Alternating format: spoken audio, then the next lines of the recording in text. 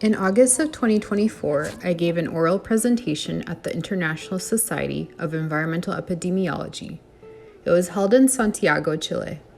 It was my first time in South America, and I enjoyed my time so much that I came back for a second trip in December to Patagonia for my dad's birthday trip.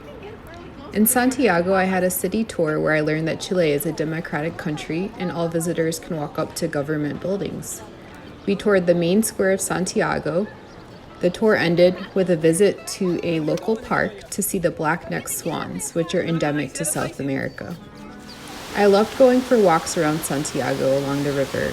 The highlight of my visit was at the Costanera Center, the tallest building in South America.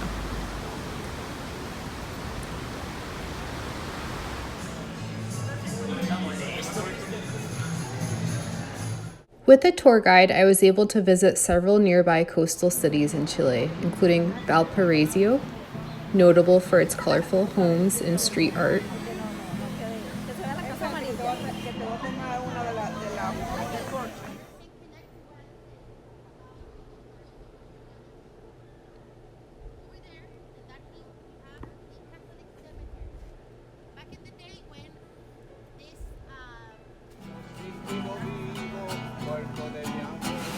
and Vina del Mar, known for its beaches. Unfortunately, it was too cold to take a dip as it was winter in Chile.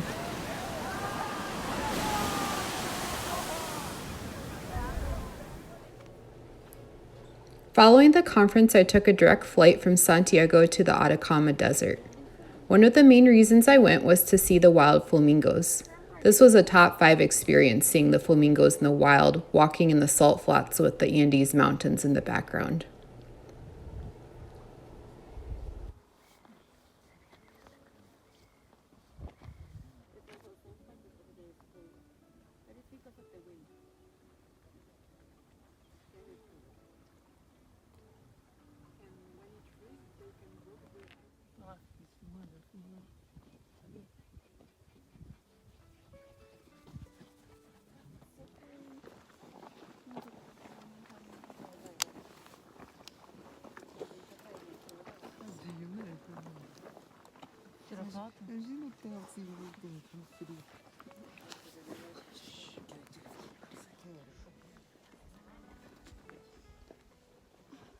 Following a mountainside picnic, a tour bus took us to several places.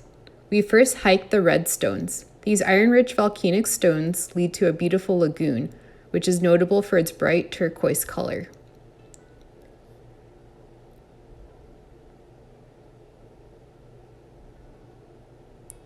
We then climbed up in elevation to about 14,000 feet by bus to visit Lake Miscanti, located at the volcanic foothills and known for its surrounding wildlife, including vicuñas. These animals are related to llamas and are adapted to severe cold climates, including a specialized respiratory system in their wool coat. The last stop that we made on the bus tour was the Tropic of Capricorn, which marks the southernmost point on Earth where the sun can ever appear directly overhead. My second visit to Chile was with my dad for his birthday trip to Patagonia. We stayed in Puerto Natales, which was about a 2-hour trip to Patagonia's national park, Torres del Paine National Park. My dad and I completed all parts of the W Trek. This begins with the Mirador del Paines, a challenging 14-mile out and back hike with a 4,000-foot elevation gain. The highlight is at the end with the 3 peaks of the Torres del Paine.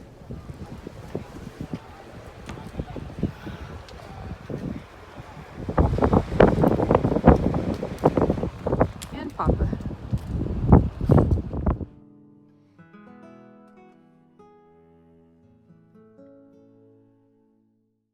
The views were spectacular on our way down. In the park, you'll find guanacos, another native animal closely related to the llama. On our second day, we took it easier and drove around to see the sights. One highlight was Lake Puejo. Birthday boy.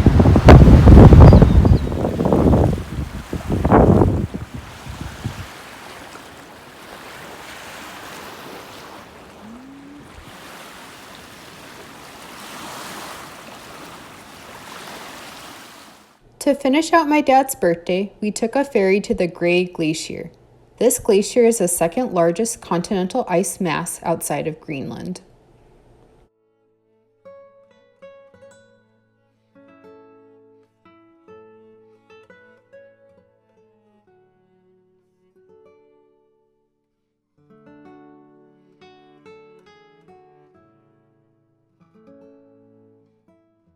In the evening, we enjoyed walking in Puerto Natalias, where we were able to get groceries and souvenirs. On our final day of the W trek, we took a ferry to the trailhead to hike the French Valley.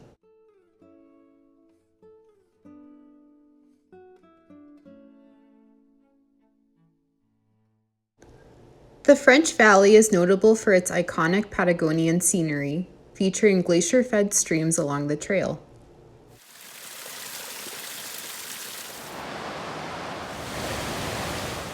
This approximate 8-mile round-trip hike with a 2,000-foot elevation gain ends in a stunning glacier viewpoint.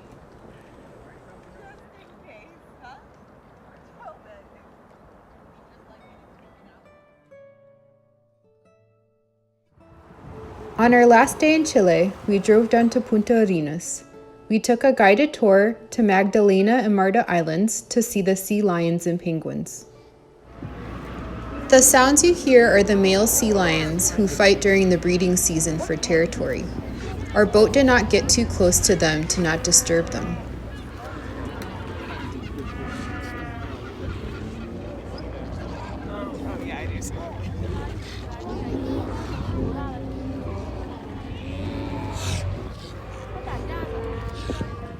We next visited the penguins on Magdalena Island. This was another top 5 must-have experience when visiting Chile. At this penguin reserve, we met the Magellanic penguins. These penguins migrate to this island to breed and raise their chicks. Males arrive at breeding colonies in late September to claim nesting sites.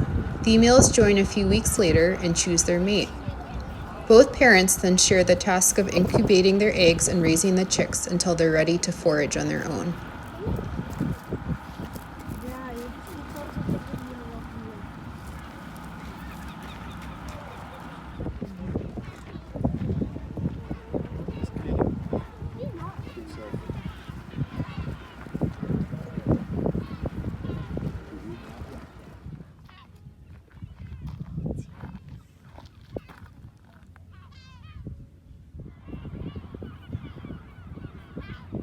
You can see the baby penguins from December through February. You will notice that the baby penguins are brown in color and covered in a dense layer of fluffy down feathers.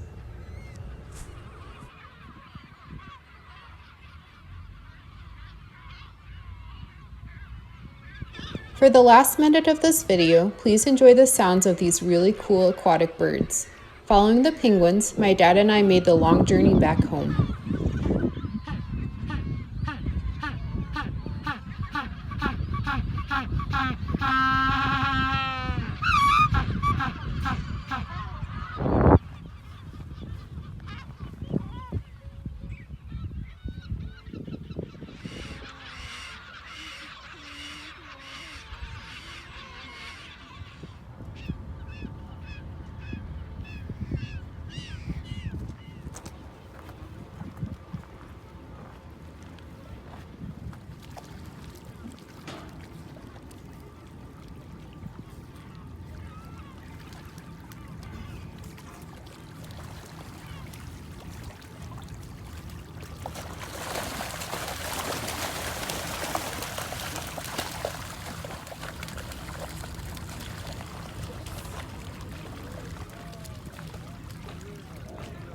Wow.